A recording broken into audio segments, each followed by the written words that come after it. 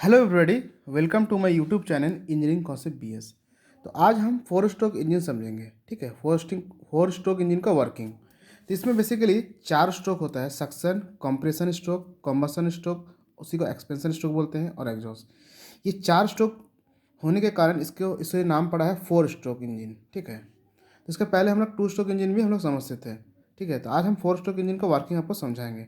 इससे पहले last video आप प्लीज़ देखिए, तो आपको बेसिक कंपोनेंट का फंक्शन एंड प्रॉपर्टीज पता चलेगा। जैसे inlet valve, exhaust valve, spark plug, piston, crankshaft, connecting rod, Gaussian pin, piston rings and crank case. Okay, तो देखिए इसमें मैं समझाता हूँ इस वन बाय वन।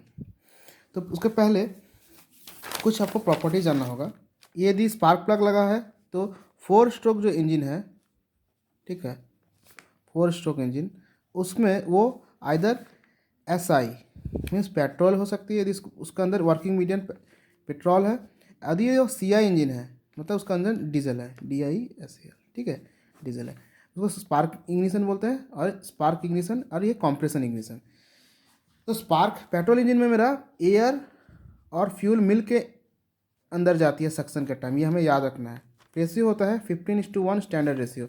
और डीजल इंजन के टाइम ओनली सक्शन के टाइम एयर ओनली जाएगी, ये हमें याद रखना है। एयर ओनली जाता है डीजल इंजन के टाइम। और कम्बसन के लिए हम उसमें डीजल को बाद में अंदर स्प्रे करते हैं थ्रू इंजेक्टर, और इसमें एयर फ्यूल मिक्सचर जाएगी और हम उसको बर्न करने के लिए स्पार्क प्लग का यूज़ करेंगे। इसमें स्पार्क प्लग का यूज़ करेंगे, स्पार्क प्लग। कम्बसन के लिए इसमें हम इंजेक्टर। ठीक है, ये चीज़ हमें याद रखना है। तो चलिए आके ये चीज़ को समझते हैं। ठीक है, तो हमें वर्किंग समझना है। जैसे देखिए, ये एक सीरीज मैं स्पेशली आपके लिए लिया हूँ एग्जांपल के तौर पे। ओके, तो इसके लेने का कारण यही है कि ये एकदम सेम सिलेंड्रिकल शेप में है। ओके, तो ये देखिए 1 2 3 4, मतलब ये एक ही ये मान लीजिए single piston single cylinder engine है। इसी के अंदर चार प्रोसेस हो रही है। इसे चार बार में दिखा रही है, मतलब ये चार अलग अलग पिस्टन नहीं लगी है, ये चार प्रोसेस इसी के अंदर होगी। तो सक्शन स्ट्रोक मतलब ये फिगर देखिए, सक्शन स्ट्रोक, इसके अंदर ये एक वाल्व लगी है, मान लीजिए इसके अंदर दो वाल्व लगी रहती है। ठीक है, तो यही सिमिलर हो जाती है। तो इसमें तो जब भी हम मान लेते हैं इसको बंद रखेंगे तो ये अंदर नहीं जा रही, देखिए इसमें नहीं जा रही है, तो ये नहीं जाएगी। जब इसका वाल्व ओपन हुआ मतलब ये ओपन है, ये अभी वाल्व इसका इनलेट वाल्व ओपन हो जाएगा, तो उस समय पिस्टन देखिए यहाँ से जब पिस्टन नीचे जा रही है, ठीक है, इसी तरह ये पिस्टन नीचे जा रही है, ये भी नीचे जा रहा है जैसे हमारा सिरिंज। तो नीचे जाएगा तो क्या होगा, यहाँ पर जो भी चीज़ है वो अंदर इसको सक करेगा। तो यहाँ पर एयर है, तो यहाँ पर एयर इसको सक करके कितना तक पहुँचा, यहाँ तक जा सकती है, ये यहाँ तक ही जा सकती है, यहाँ से यहाँ तक जा सकती है, यहाँ से यहाँ तक जा सकती है। ये दोनों इसका दो डेड सेंटर, सिमिलरली इसका दो डेड सेंटर होता है, top dead centre, bottom dead centre. Okay, ये सिलेंडर है, अंदर में ब्लैक वाला मान लीजिए इसको पिस्टन का जैसे समझिए। तो अब यहाँ तक, यहाँ से लेके यहाँ तक क्या भर गया है, एयर। क्योंकि यहाँ पर एयर है। यदि पेट्रोल इंजन रहता है तो ओनली डीजल, पेट्रोल और एयर फ्यूल मिक्सर अंदर जाता है, डीजल इंजन के टाइम एयर। ठीक है, अब उसके बाद क्या होगा, इसको हम बंद कर देंगे। इस समय इनलेट वाल्व ओपन हुआ, जब पिस्टन बॉटम डेड सेंटर पहुँच गया उस समय दोनों वाल्व बंद हो जाएगा। ठीक है, दो वाल्व क्लोज हो जाएगा। मतलब अब नीचे से ऊपर जाएगा तो उसको बोलेंगे कंप्रेशन स्ट्रोक। कंप्रेशन मतलब किसी चीज़ को हम कंप्रेस कर रहे हैं। सिमिलर में देखिए, अब इसको वाल्व को बंद करेंगे, इसको हम पुश करेंगे तो पुश होना नहीं चाहेगा। देखिए नीचे नहीं, नीचे आ जा रहा है, नीचे आ जा रहा है, नीचे नहीं, मगर इसको हम जो प्रेशर देके पुश करेंगे तो ये पुश होगा, ये पुश होगा, ये पुश होके यहाँ तक पहुँचेगा। देखिए कितना बैक प्रेशर मार रहा है, ये पुश होगा। ये पुश होकर जब यहाँ तक जाना नहीं चाह रहा है, देखिए मेरा फिंगर में पावर नहीं है, मैं इसको पुश कर पा रहा हूँ। तो एक बड़ा इंजन में कितना फोर्स चाहिए, कितना इसमें एनर्जी चाहिए। तो ये जब यहाँ पहुँचा, तो यहाँ जब पहुँचेगा इस इंच में, जब पहुँचेगा इस इंच में जब पहुँचेगा तो इतना उसमें सेल्फ इग्नाइट टेम्परेचर हो जाएगा। क्योंकि जब इतना बड़ा एयर को इतना छोटा में हम मान लीजिए इतना ml है, इसको जब मैं पुश करके इतना में कन्वर्ट कर रहा हूँ तो इसका वॉल्यूम इतना से इतना हो जा रहा है, तो प्रेशर उसमें बढ़ जाएगा। P और V का इन्वर्सली रिलेशन होता है, P और V का इन्वर्सली रिलेशन होता है।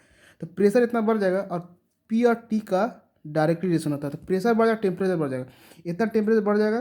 जो डीजल इंजन है उसमें हम ओनली यहाँ पर स्पार्क प्लग इंजेक्टर लगी रहेगी, तो थ्रू इंजेक्टर डीजल हम देंगे तो डीजल बंद कर जाएगी, क्योंकि एयर इतना हीट हो चुका है। यदि पेट्रोल इंजन है तो वहाँ पर एयर फ्यूल मिक्सचर अपना थोड़ा टेम्परेचर भी अटेंड कर चुका है, और स्पार्क प्लग वहाँ स्पार्क देंगे तो बंद कर जाए। बंद होने के बाद क्या होगा, दोनों वाल्व बंद रहेगा। दोनों वाल्व यहाँ पर मान लीजिए इस तरह से, और एक वाल्व रहती है, तो दोनों वाल्व बंद होगा।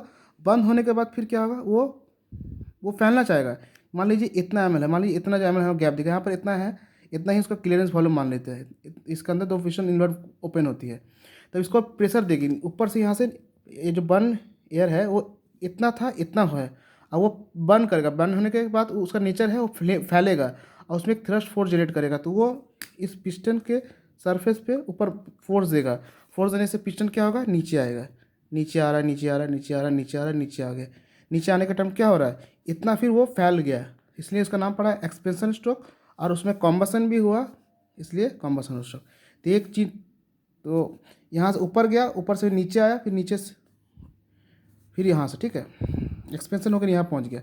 पहुँचने के बाद अब क्या करना है, इसमें अंदर क्या है, बर्न एयर है, उसको हमको बाहर निकालना है। तो थ्रू एग्जॉस्ट स्ट्रोक हम ओपन करेंगे, और इसको जब इसको नीचे से फिर पुश करेंगे, वो एग्जॉस्ट स्ट्रोक बाहर चला जाएगा, जैसे दवा इसके अंदर है बाहर चला जाएगा।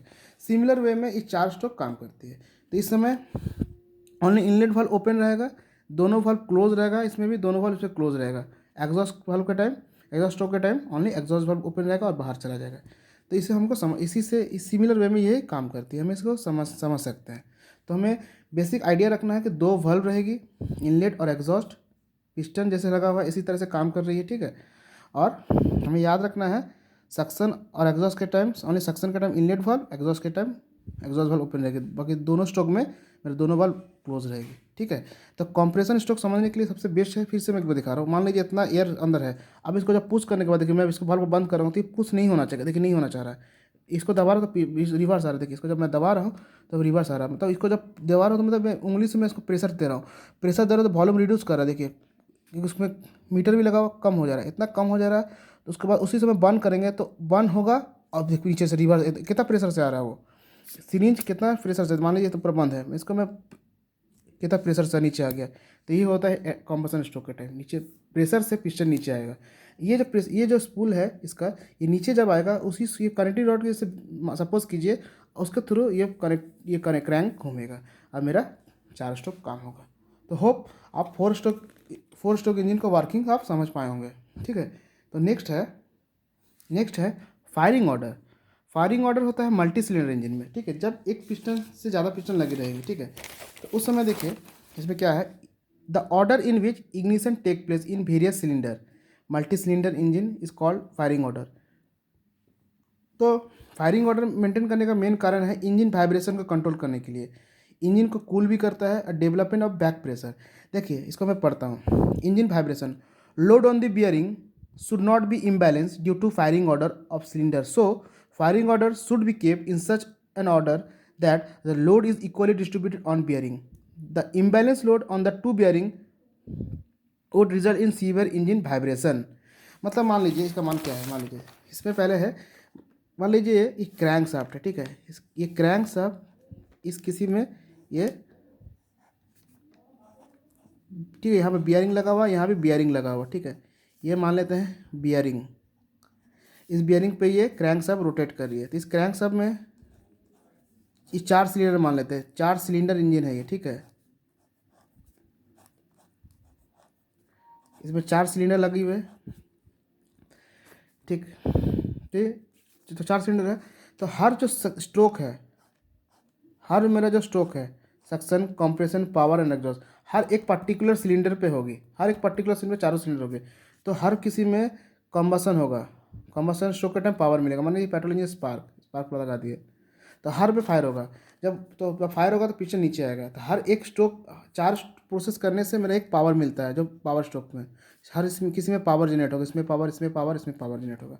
ओके, तो देखिए मान लेते हैं कि ये मान लें इसी तरह से, मान लीजिए क्रैंक है, ठीक है, इसमें हम इसको फायर करने के बाद इसको फायर करते हैं तो क्या होगा, तो तुरंत वो ये प्रोसेस जो है बहुत साइमल्टेनियसली प्रोसेस, मतलब बहुत क्विक प्रोसेस है, तो मतलब इसमें फोर्स पड़ रहा है, ठीक है। तो देखिए तो ये पिस्टन, ये पेन नीचे की तरफ जा रहा है, मतलब यहाँ ये दो मेरा फिंगर को देखिए, दोनों फिंगर पे मान लीजिए बियरिंग सपोर्ट है, सपोर्ट कर रहा है, तो मान लीजिए तो मेरा ये थंब को देखिए, इसमें थोड़ा लोड ज़्यादा पड़ रहा है, ठीक है, इस फिंगर के रिस्पेक्ट में, तो मतलब इस बियरिंग पे ज़्यादा लोड पड़ेगा, इंजन लेफ्ट की तरफ ज़्यादा लोड को झेल रहा है, ठीक है, फील कर रहा है, और उसमें मिल रहा है, इसमें इंजन में वाइब्रेट करने लगेगा, ऐसे यदि होगा तो वही वाइब्रेट करने लगेगा, और इस बियरिंग को में भी डिफेक्ट आने लगेगा, और इस क्रैंक शाफ्ट में भी प्रॉब्लम क्रिएट कर सकता है। यदि मान लेते इसी तरह से, यदि इसी को हम सिमिलर वे में एक के बाद हम 3 को फायर करते हैं तो देखिए लगभग इस पे तो ये हम कर इस पे थोड़ा सा ज़्यादा फोर्स प्रेशर जनरेट होगा इसके रिस्पेक्ट में, मगर ऑलमोस्ट ये जो मेरा क्रैंक है वो ऑलमोस्ट इस प्रेशर को बर्दाश्त कर सकता है। जो लोड है इस दोनों का इस बियरिंग पे इक्वली पड़ेगा ऑलमोस्ट। तो इसी को बोलते हैं फायरिंग ऑर्डर। मतलब इसके बाद हम एक ऑर्डर है, इसके बाद इसको फायर करेंगे, उसके बाद फिर इसके बाद इसको करेंगे, तो मेरा इस क्रैंक में प्रॉपरली जो प्रेशर है, जो पावर है वो डिस्ट्रीब्यूट होगा। इस डिस्ट्रीब्यूट होने से क्या होगा, ये इंजन टोटली है वो वाइब्रेट कम करेगा, और इस बियरिंग पे बियरिंग ठीक से यदि वाइब्रेट यहाँ ज़्यादा वाइब्रेट कर रहा है इस रिस्पेक्ट में, तो इंजन इस तरफ वाइब्रेट करेगा, लगेगा इंजन वाइब्रेट कर रहा है, इस तरफ मुड़ रहा है, इस तरफ टिल्ट कर रहा है। तो यदि वो सही तरह से यदि प्रॉपरली एक ही तरफ वाइब्रेट कर रहा है तो इंजन भी स्मूथ रहेगा, वाइब्रेशन कंट्रोल रहेगा, और इस क्रैंक में भी डिफेक्ट नहीं आना चाहिए। इसीलिए हम फायरिंग ऑर्डर मेंटेन करते हैं, ठीक है। तो इंजन वाइब्रेशन देखें किस तरह से कंट्रोल होता है।